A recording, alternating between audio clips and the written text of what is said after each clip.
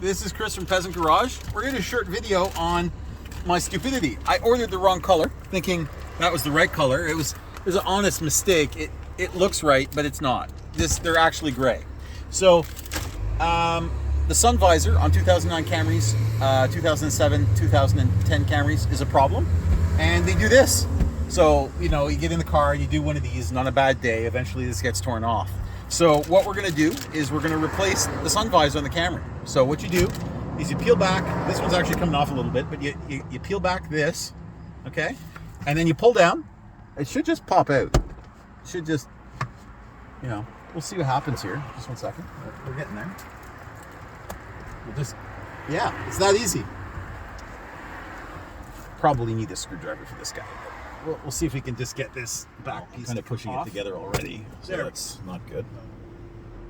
Pull that back out. See if we can get it to sit in there, and then push our piece in. Oh. Wow, it's that easy. Wow, that's not fun, guys. That was no fun. All right, but now, voila, and they don't match.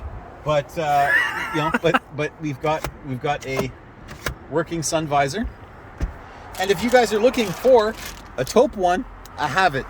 So give me a call. Let me know.